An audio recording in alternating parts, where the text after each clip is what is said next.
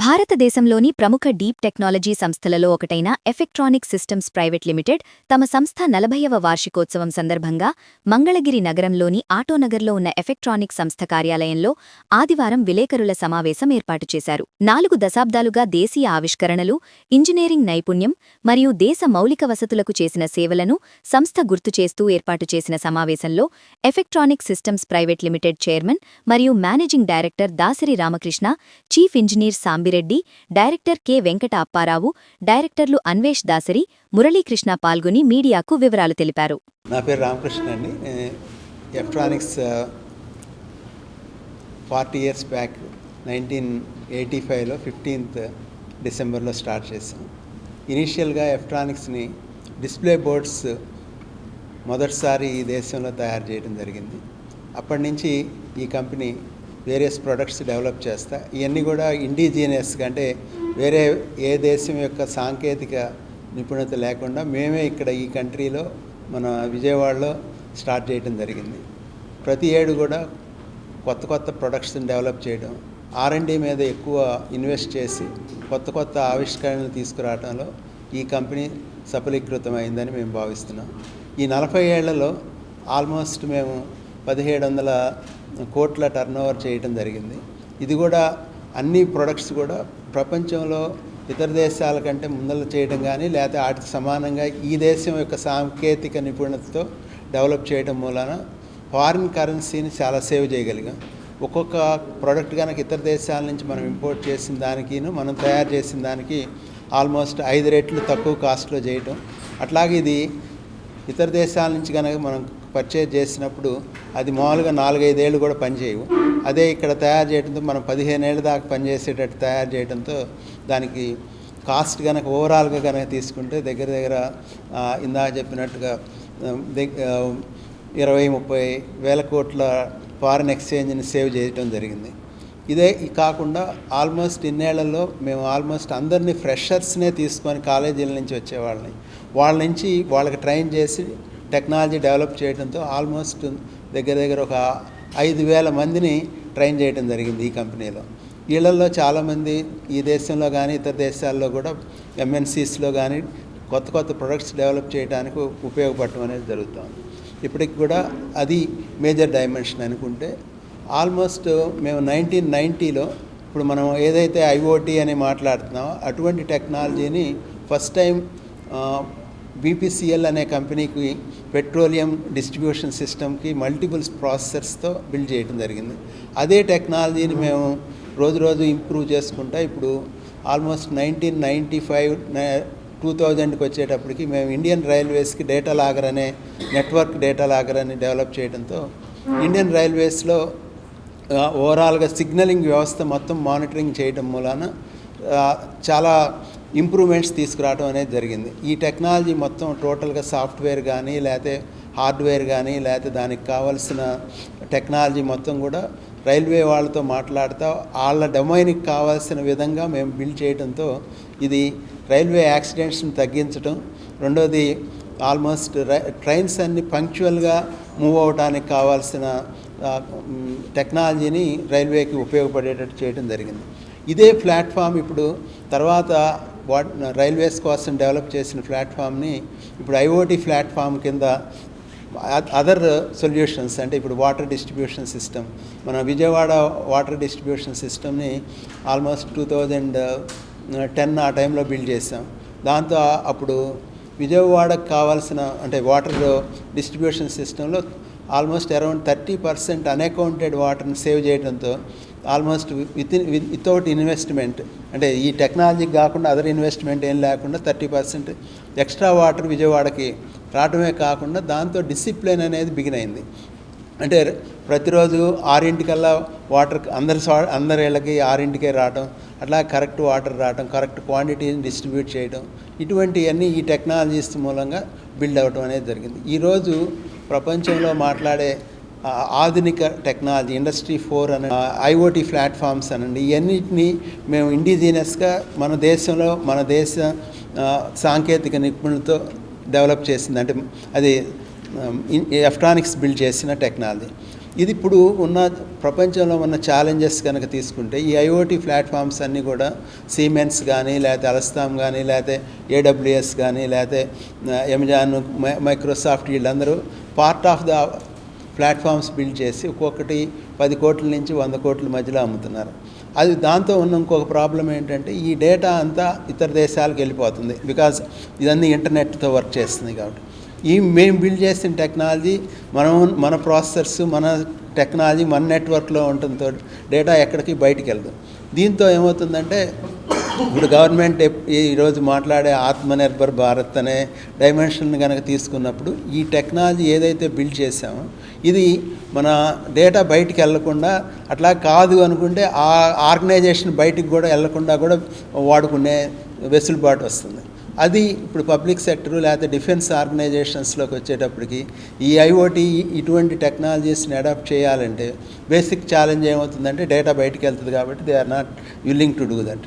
ఇప్పుడు మన దగ్గర డెవలప్ చేసిన టెక్నాలజీ మనం ఆల్మోస్ట్ మేబీ 1/5 ఆఫ్ ద కాస్ట్తో ఈ కంపెనీలకు అన్నిటికి కూడా కావాల్సిన ఆధునిక టెక్నాలజీని అందించడానికి కావాల్సిన టెక్నాలజీ అంతా కూడా మనం ఇక్కడ డెవలప్ చేయడం అని జరిగింది. దీంతో మనం ఫ్యూచర్లో కావాల్సిన ఎన్ని రకాల ఐఓటీ టెక్నాలజీస్ కానీ ఇప్పుడు ఏఐఎంఎల్ అనే దానికి కూడా రెండో ప్రాబ్లం ఏంటంటే డేటా గ్రాన్యువల్గా కావాలి. గ్రాన్యువల్ అంటే తక్కువ శాంపిల్స్ కావాలి, తక్కువ టైంలో శాంపిల్స్ కావాలి. తక్కువ టైం అంటే మనకు 20 milliseconds 30 milliseconds శాంప్లింగ్ రేట్తో డేటాను బిల్డ్ చేయాల్సిన అవసరం ఉంటుంది, ఏఐ కానీ ఎంఎల్ కానీ. అటువంటి టెక్నాలజీస్ని ఆల్మోస్ట్ మనం ఒక 5-6 ఏళ్ల క్రితమే బిల్డ్ చేసి ఆల్రెడీ ఉపయోగిస్తున్నాం. ఇది అంతా కూడా చాలా ఈజీగా డెవలప్ చేయగలుగుతున్నాం. ఇదంతా ఎందుకు చేయగలుగుతున్నాం, ఎట్లా చేయగలుగుతున్నాం అనేది ప్రతిదాన్ని కూడా గ్రాస్ రూట్ టెక్నాలజీస్ నుంచి బేసిక్స్ నుంచి బిల్డ్ చేయడంతో, అంటే టెక్నికల్గా మాట్లాడాలంటే బేర్ మెటల్ అంటాం, అంటే ప్రాసెసర్ మీద ప్రోగ్రామ్ రాయిస్తున్నాం. ప్రతిమ వాళ్ళందరూ ఏం చేస్తారంటే ఒక మాడ్యూల్ తీసుకొని దాంట్లో ఓఎస్ మీద జావా ప్రోగ్రాము లేకపోతే ఇంకో ప్రోగ్రామ్ రాయడంతో చాలా ఓవర్ హెడ్స్ ఉంటాయి. ఇక్కడ ఆ ఓవర్ హెడ్స్ అన్ని తీసేసి కావాల్సిన ప్రోగ్రామ్ రాసి మిషన్కి దగ్గరలో వర్క్ చేయడంతో చాలా స్పీడ్ రావటం కానీ కాస్ట్ ఎఫెక్టివ్నెస్ కానీ కంట్రోల్ కానీ అన్నీ రాబట్టడం అనేది జరిగింది. ఇవన్నీ ఇండియన్ కాస్ట్ని బేస్ చేసుకొని బిల్డ్ చేసిన ప్రొడక్ట్స్ అనమాట. దీంతో ఈ ప్రొడక్ట్స్ని మనం వేరియస్ ఆర్గనైజేషన్స్కి లేకపోతే అది గవర్నమెంట్ అవ్వచ్చు, పబ్లిక్ సెక్టర్ అవ్వచ్చు, ఇప్పుడు ఏ ఏరియాల్లోకి స్ట్రాంగ్గా వెళ్తున్నాం అనేది first we went in to the railway signalling. First almost railway signalling systems తీసుకుంటే 98% ఇండియన్ రైల్వే స్టేషన్స్ అన్నింటిలో కూడా ఎలక్ట్రానిక్స్ డెవలప్ చేసిన ఈ డేటా లాగరే ఈరోజు ఉంది. దాని నుంచి మళ్ళీ ఫర్దర్ అనలిటిక్స్ ఉపయోగించి ట్రైన్స్ ఎక్కడెక్కడ ఉన్నాయి, ఏ స్టేషన్లో ఎక్కడెక్కడ ఏ టైంకి మూవ్ అవుతుంది, నెక్స్ట్ అదే కాకుండా పెద్ద డాష్ బోర్డ్స్ క్రియేట్ చేసి అన్ని స్టేషన్స్లో ఒక డివిజన్లో కనుక తీసుకుంటే ఆ డివిజన్లో ఉన్న ట్రైన్స్ అన్నీ ఏ స్టేషన్లో ఎక్కడ సిగ్నల్ ఎట్లా ఉంది, ఎక్కడెక్కడ ట్రైన్స్ ఉన్నాయి అనే దాన్ని కూడా ఐడెంటిఫై చేసే టెక్నాలజీస్ని ఆల్రెడీ ఒక 3-4 డివిజన్లో డిప్లాయ్ చేస్తాం. అది ఆల్మోస్ట్ ఇంటర్నేషనల్ టెక్నాలజీస్తో కంపేర్ చేసుకుంటే 1/3 ఆఫ్ ద కాస్ట్తో బిల్డ్ చేయగలిగాం కావాల్సిన విధంగా ఈ డేటా లాగర్ డేటా వాడుకొని. ఇది ఒక డైమెన్షన్. అయితే ట్రైన్స్ కానీ ట్రైన్ సిగ్నల్స్ అన్నీ ఎట్లా పనిచేస్తున్నాయి, ఎప్పుడు పనిచేయట్లేదు ఏంటి అనేది ఆల్మోస్ట్ ఇమీడియట్గా ఎనలిటిక్స్ ద్వారా డివిజనల్ హెడ్ క్వార్టర్స్లో జిఎం కానీ లేకపోతే డివిజనల్ డిఆర్ఎం కానీ లేకపోతే ఆఫీసర్స్ అందరికీ క్లిక్ ఆఫ్ ద బటన్లో ఏం జరుగుతుంది, ఎక్కడేం జరుగుతుంది అనేది తెలవటం అనేది ఒకటి జరుగుతుంది. మీకు ఒక 3-4 ఇయర్స్ బ్యాక్ జరిగిన మేజర్ యాక్సిడెంట్ కనుక తీసుకుంటే బాలాసూర్ యాక్సిడెంట్, అది ఆ డే జరిగింది అనేది దాని మొత్తాన్ని వివరించడానికి రైల్వే బోర్డ్ ఢిల్లీలో కూర్చొని వితిన్ ఫ్యూ మినిట్స్లో వాళ్ళు ఆ డేటా చూడటం, దాన్ని చూపించి even within half an hour 1 అవర్లో ప్రైమ్ మినిస్టర్ కూడా మనం డెవలప్ చేసిన టెక్నాలజీతో వాళ్ళకి ఇది ఇట్లా జరిగింది అనేది ఎక్స్ప్లెయిన్ చేయడానికి మన డెవలప్ చేసిన టెక్నాలజీ దానికి ఉపయోగపడింది. అట్లా యాక్సిడెంట్స్ ఎందుకు అవుతున్నాయి, ఎక్కడ అవుతున్నాయి, ఏం జరుగుతుంది, వీటన్నిటిని కూడా ఐడెంటిఫై చేయడం అనేది జరుగుతూ ఉంది.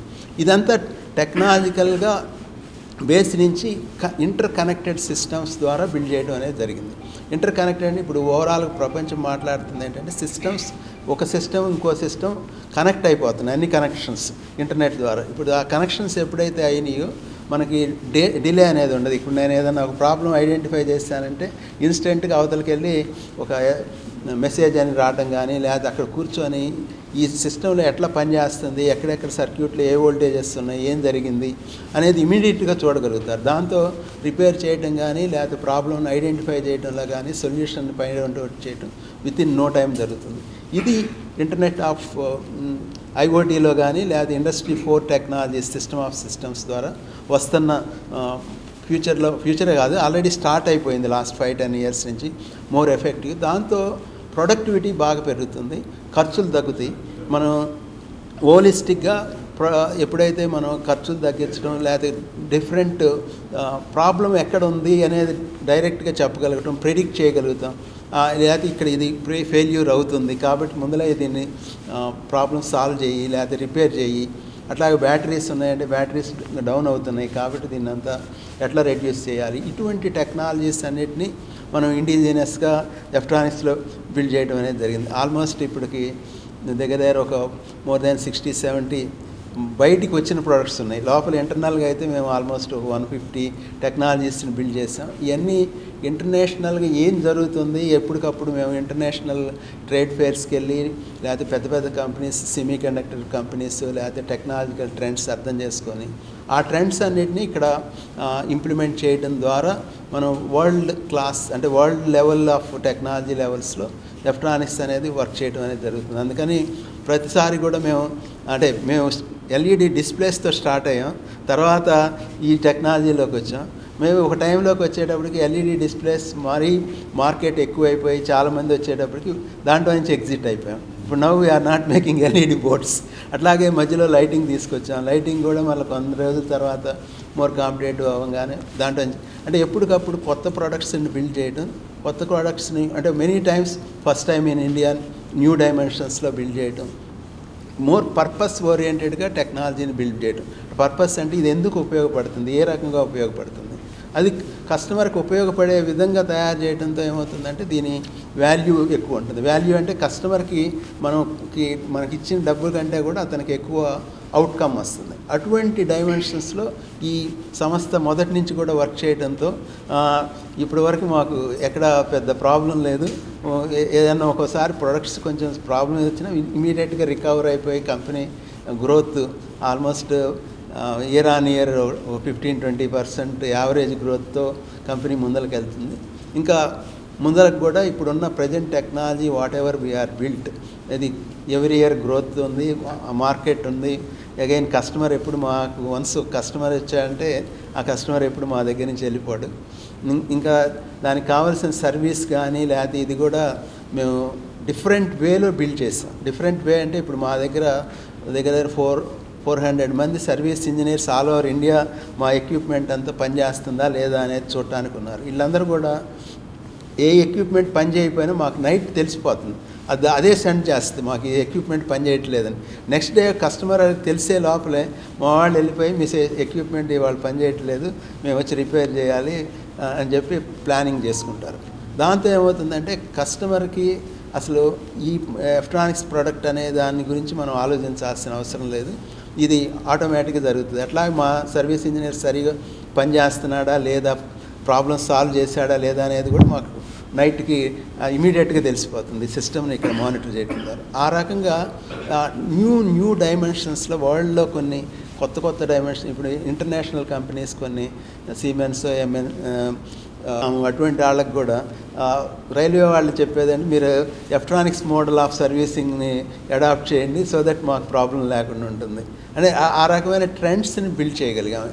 ఇవన్నీ చేయగలగటానికి కారణం ఏంటంటే ఎప్పుడు కూడా బేస్ నుంచి ఆలోచించడం, బేసిక్స్ నుంచి ఆలోచించడం, నాట్ ఇమిటేషన్ అనేది వదిలేసాం. ఇమిటేషన్ అంటే ఇతర దేశాల్లో ఈ రకంగా తయారు చేస్తున్నారు కాబట్టి మనం అదే రకంగా తయారు చేయాలనేది కాకుండా మనం సొంతంగా మన ఆలోచనతో మనం బేసిక్స్ నుంచి దీని అవసరం ఏంటి, దీన్ని ఎట్లా సాల్వ్ చేయాలి, ఎందుకు సాల్వ్ చేయలేం అనే దీంతో మొదటి నుంచి బిల్డ్ చేయడంతో మా టీము ఇటువంటి ప్రాబ్లమ్స్ సాల్వ్ చేయడంలో సఫలీకృతం అయిందని ఇన్నేళ్ళలో అనుకుంటున్నాం. దీని నుంచి ఇంకా గ్రోత్ ఓరియంటేషన్లో ఏం చేయాలి, ఎట్లా చేయాలి, ఇంకా మ్యాన్ పవర్ని ఎట్లా బిల్డ్ చేయాలి న్యూ డైమెన్షన్స్లో అనేదాన్ని ఆలోచిస్తున్నాం. ఇది ఫ్యూచర్ ఏంటంటే ఈ కంపెనీది ఇది ఇదే ప్లాట్ఫామ్ అంటే స్మార్ట్ సొల్యూషన్ కంపెనీ. సొల్యూషన్ అంటే వీ వోంట్ టాక్ ఇదిగో ఈ ప్రోడక్ట్ అనేది కాకుండా టోటల్ సొల్యూషన్ బిల్డ్ చేయడానికి దానికి కావాల్సిన ఎవ్రీథింగ్ అండర్ వన్ రూఫ్. అంటే చాలామంది కంపెనీస్ ఏం చేస్తాయి అంటే నా దగ్గర సాఫ్ట్వేర్ తీసుకో, వాళ్ళ దగ్గర హార్డ్వేర్ తీసుకో, వీళ్ళ దగ్గర ఇది తీసుకో, ఇవన్నీ కలిపితే ఒక సొల్యూషన్ అవుతుంది.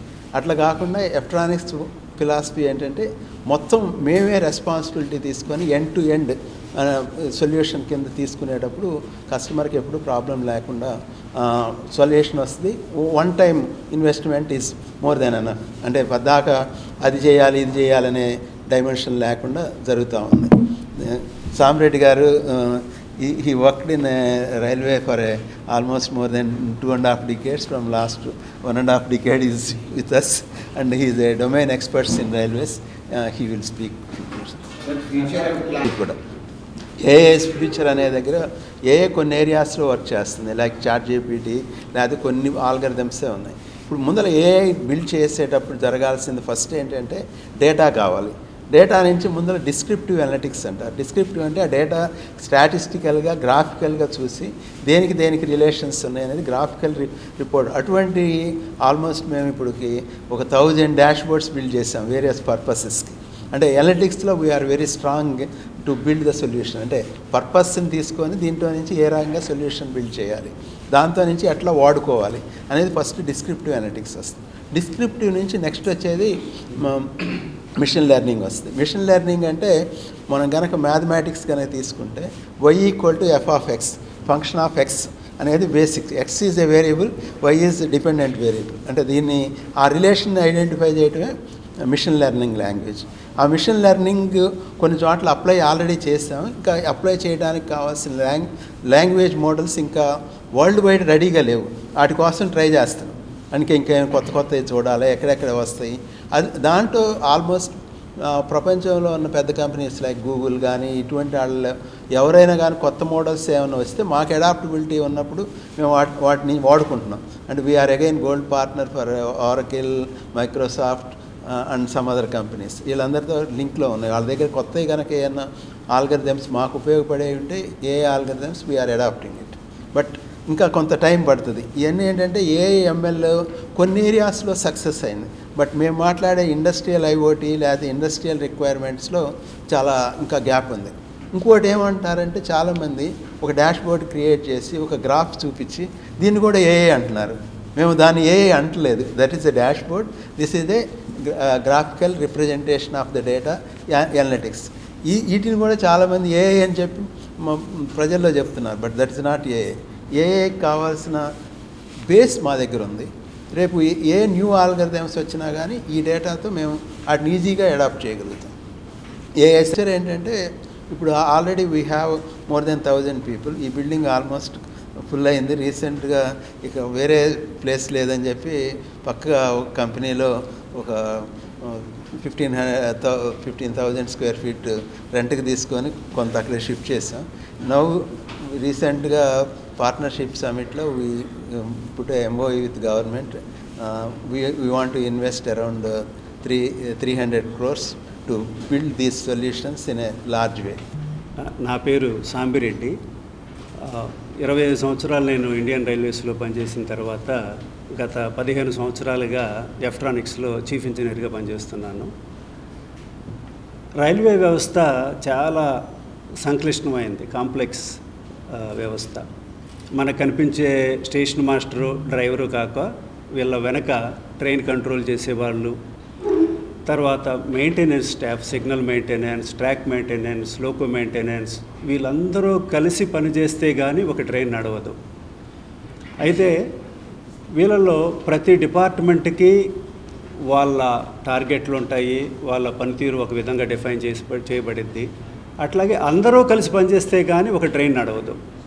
సో ఈ మధ్య వచ్చేటటువంటి కాన్ఫ్లిక్ట్స్, డిపార్ట్మెంట్కి వచ్చేటటువంటి కాన్ఫ్లిక్ట్స్ తేలిగ్గా తీర్చగలిగేది మనం ఇప్పుడు మాట్లాడుకుంటున్నటువంటి ఐఓటీ ప్రొడక్ట్స్ ఆర్ సిస్టమ్స్. అంటే డేటాను జనరేట్ చేసి అందరూ నమ్మే విధంగా ఆ డేటాని ప్రజెంట్ చేయటం అన్నమాట. ఈ సిస్టమ్ని సిగ్నలింగ్ వ్యవస్థ మానిటర్ చేయటం ద్వారా ఎలక్ట్రానిక్స్ దాదాపు 30 సంవత్సరాల క్రితమే సాధించింది. దీన్ని ప్రతి స్టేషన్లోనూ ప్రొవైడ్ చేసాము. ఇప్పుడు దీని ద్వారా మనకి రైల్వే ఆపరేషన్స్లో కంప్లీట్గా ట్రాన్స్పరెన్సీ వస్తుంది, పారదర్శకత వస్తుంది. పారదర్శకత ఎక్కడైతే ఉంటుందో పనితీరులో నిజాయితీ ఉంటుంది. సో గత 30 సంవత్సరాల్లో ఈ ఒక ఎక్విప్మెంట్ సాధించింది నిజాయితీగా ప్రొఫెషనల్గా పనిచేయటం కొన్ని డిపార్ట్మెంట్లు, like signal department and latest tech operating department. ఈ రెండింటి మధ్య ఉన్నటువంటి కాన్ఫ్లిక్ట్స్ ఏవి కూడా ఈ రోజున డిబేటబుల్గా ఎక్కడా ఉండవు. సిగ్నల్ డిపార్ట్మెంట్ ఏం చేసింది, ఆపరేటింగ్ డిపార్ట్మెంట్ ఏం చేసింది, ఒక యాక్సిడెంట్ విషయం లేకపోతే ఒక డ్రైవర్ ఏం చేశాడు అనేది వితిన్ మినిట్స్ యాక్సిడెంట్ జరిగిన తర్వాత డేటా రూపంలో ప్రజెంట్ చేయడం జరిగింది. దీనివల్ల రైల్వేకి జరిగినటువంటి ఉపయోగం ఏమిటి అని అంటే, పూర్వకాలంలో ఒక యాక్సిడెంట్ జరిగిన తర్వాత సుమారు ఒక 15-20 రోజులు ఒక కమిటీ ఆఫ్ ఆఫీసర్స్ గంటల తరబడి విచారణ జరిపిన తర్వాత నిజ నిర్ధారణకు వచ్చేవాళ్ళు. అది కూడా కంటెస్ట్ చేసేవి మిగతా డిపార్ట్మెంట్స్. దీనికి మేము ఒప్పుకోమని చెప్పి ఇటువంటి కన్ఫ్యూజన్ లేకుండా చేయగలిగింది ఈ డేటా లాగర్ సిస్టమ్ అనేది. సో డేటా లాగర్ సిస్టమ్ అనే దాన్ని మనం డిజిటైజేషన్తో పోల్చుకోవచ్చు కొంతవరకు. మోడర్న్ జార్గాన్ వాడితే కనుక డిజిటైజేషన్ ఆఫ్ ద సిస్టమ్. డిజిటైజేషన్లో మొట్టమొదటి జరిగేది డేటా జనరేట్ కావటం. ఈ డేటాతో అనేకమైన విలువలు తర్వాత మళ్ళీ క్రియేట్ చేయొచ్చు అనమాట. లైక్ ఉదాహరణకి స్టేషన్ మాస్టర్ మనకి కనిపిస్తూ ఉంటాడు. ఎప్పుడు కూడా మన స్టేషన్లో చూసినప్పుడు ఏదో ఒక పని చేస్తూనే ఉంటాడు. ఒక ట్రైన్ ఒక స్టేషన్ నుంచి పక్క స్టేషన్కి పంపించాలంటే డ్రైవర్ దాదాపు ఒక 12 నుంచి 20 టైమింగ్స్ రాయాల్సి ఉంటుంది. అది పెన్నుతో ఒక పేపర్ మీద రాయాల్సి ఉంటుంది. తర్వాత ఎక్విప్మెంట్ని ఆపరేట్ చేయాల్సి ఉంటుంది. విండో దగ్గర ఏదన్నా ఎంక్వైరీ వస్తే వాళ్ళతో జవాబు చెప్పాల్సి వస్తుంది. ట్రైన్ని డీల్ చేయాల్సి వస్తుంది ప్లాట్ఫామ్ మీదకి వచ్చి. ఈ అన్ని పనులతోనూ చాలా సతమతమవుతూ ఉంటారు మనం చూస్తున్నటువంటి స్టేషన్ మాస్టర్. ఈ డేటా లాగర్ ఎప్పుడైతే మనకి డేటా జనరేట్ చేయటం మొదలైందో, దీంతో మేము రీసెంట్గా సదర్న్ రైల్వే కోసం ఒక ప్రోడక్ట్ని ఇవ్వటం జరిగింది. దాన్నే ఎలక్ట్రానిక్ ట్రైన్ సిగ్నల్ రిజిస్టర్ అంటారనమాట. దీంతో స్టేషన్ మాస్టర్ చేయవలసినటువంటి పనులు ఏవైతే ఉన్నాయో అతను ఎసెన్షియల్ పనులన్నీ అతను చేసుకుంటూ వెళ్తే దాంట్లో జరిగేటటువంటి ఏ టైంకి ఏమేమి జరిగింది అనేటటువంటి విషయం డేటా లాగర్లో నిక్షిప్తమై ఉంటుంది. కాబట్టి దాన్ని ఎలక్ట్రానిక్ రూపంలో అతని ముందే ఒక వీడియోలు డిస్ప్లే చేయడం జరుగుతుంది. అతను సింపుల్గా యాక్సెప్ట్ చేస్తే చాలు. చాలా చోట్ల అసలు యాక్సెప్ట్ చేయాల్సిన అవసరం లేదని కూడా చెప్తున్నారు. అంటే సిస్టమ్ మీద నమ్మకం అంత కలగజేసామన్నమాట డేటాతో. ఈ రోజున దాదాపు 600 స్టేషన్లు సదర్న్ రైల్వే మొత్తం ఇది అమలు చేయబడుతుంది. ఇప్పటికి దాదాపు ఒక 100 స్టేషన్లో ఆల్రెడీ చేయడం జరిగిందనమాట. ఇది ముందు ఏ విధమైనటువంటి మార్పులు తీసుకురాబోతుంది అని తీసుకుంటే, ఏదైనా సరే ఒక వ్యవస్థ సిస్టమ్ మెయింటెనెన్స్ కాస్ట్ అనేది చాలా ఇంపార్టెంట్. ఇండియన్ రైల్వేస్లో మెయింటెనెన్స్ కాస్ట్లు చాలా ఎక్కువ. దాదాపు 60-70% ఖర్చు కేవలం సిబ్బంది మీదే జరుగుతూ ఉంది. ముందు ఇంకా అసెట్లు పెరగబోతున్నాయి. అలా పెరిగినప్పుడు ఆ పర్సంటేజ్ ఇంకా పెరగడానికి అవకాశం ఉంటుంది. ఆ వచ్చేటటువంటి ఎక్విప్మెంట్ కూడా మోడర్న్ ఎక్విప్మెంట్. అంటే ఆ ఎక్విప్మెంట్ని చూసి తేలిగ్గా ఇది తప్పు ఇది రైటు అని చెప్పి నిర్ణయం తీసుకునేటటువంటి పరిజ్ఞానం కూడా మెయింటైన్ చేసేటటువంటి వాళ్ళకి అంత తేలిగ్గా రాదు. ఇప్పుడు మేము దీంట్లోకి ఎంటర్ అవుతున్నాం. Remote diagnostics and predictive maintenance system అనేటటువంటి ఒక ప్రోడక్ట్ ద్వారా. దీంట్లో ఏం జరుగుతుందంటే, ఈ ఎక్విప్మెంట్ పనితీరుని కొన్ని పారామీటర్స్ మానిటర్ చేయడం ద్వారా డిజిటైజ్ చేసి దానికి కొన్ని లాజిక్స్ అప్లై చేసి దాని హెల్త్ స్టేటస్ని తేలిగ్గా ఒక యావరేజ్ మెయింటెనెన్స్ పర్సన్కి, ఒక ఐటీఐ చదువుకున్న అతనికి, ఒక పాలిటెక్నిక్ చేసిన అతనికి ఏమి చేయాలి తను అనేటటువంటి విషయాన్ని తేలికమైనటువంటి టెక్నికల్ మాటలతో వాళ్ళకి ఇవ్వగలగటం అన్నమాట. దీంతో ఒకటి ఎఫర్ట్ తగ్గుతుంది.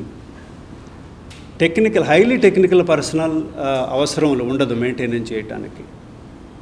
ఇది కాకుండా ఉదాహరణకు మనం ఇప్పుడు మొన్న మెయింటెనెన్స్ సిస్టమ్ ఎలా ఉంది అని తీసుకుంటే, విజయవాడలో ఉన్నటువంటి సిగ్నలింగ్ ఎక్విప్మెంటు లేకపోతే ట్రాక్ ఎక్విప్మెంట్కి ఎలా మెయింటైన్ చేయాలి, లేకపోతే మచిలీపట్నం గుడివాడలో ఉన్నటువంటి దానికి ఎలా చేయాలని తీసుకుంటే రూల్స్ ఇట్ ఈస్ సేమ్. రెండు ఒకే రకమైన ఎక్విప్మెంట్ ఒకే రకంగా చేయాలి అని చెప్పి ఉంటుంది. కానీ నిజానికి వాటి వాడకం వేరు. విజయవాడలో ఉన్నటువంటి ఎక్విప్మెంట్ చాలా ఎక్కువ ట్రైన్లు డీల్ చేయడానికి వాడతాము, కానీ గుడివాడలో ఉన్నదానికి తక్కువ. ఇప్పుడు మేము ప్రొవైడ్ చేసేటటువంటి ఈ ఆర్డిపిఎంఎస్ డేటా లాగర్ సిస్టమ్స్ ద్వారా ఏ ఎక్విప్మెంటు ఎన్ని ఆపరేషన్కి గురి కాబడింది, ఎంత స్ట్రెస్ తీసుకుంది తేలిగ్గా రైల్వేకి ఇవ్వటం ద్వారా వీళ్ళు చేసేటటువంటి పీరియాడికల్ మెయింటెనెన్స్ అంటారు. ఇప్పుడు ఆ మెయింటెనెన్స్ సిస్టమ్ని ప్రిడిక్టివ్ మెయింటెనెన్స్లోకి తీసుకొచ్చి గుడివాడ లాంటి ప్లేస్లో ఎక్కువ రోజులు తర్వాత వెళ్ళి మెయింటైన్ చేయొచ్చు. లేకపోతే ఆ ఎక్విప్మెంట్ పారామీటరే చెప్తుంది నౌ ఇట్ రిక్వైర్స్ అడ్జస్ట్మెంట్ అని చెప్పి ఆ స్టేజ్కి తీసుకువెళ్ళటానికి ఇప్పుడు ప్రయత్నం జరుగుతూ ఉంది. డిఆర్డిఓ ఈ ఆర్గనైజేషన్స్లో పనిచేశానండి. లాస్ట్ 1 year నుంచి I joined Efftronics as part of the team. Services background నుంచి వచ్చాను నేను. సో రామకృష్ణ గారు, సాంబరెడ్డి గారు చాలా డీటెయిల్డ్గా ఎక్స్ప్లెయిన్ చేశారు. I probably will add 1 or 2 points.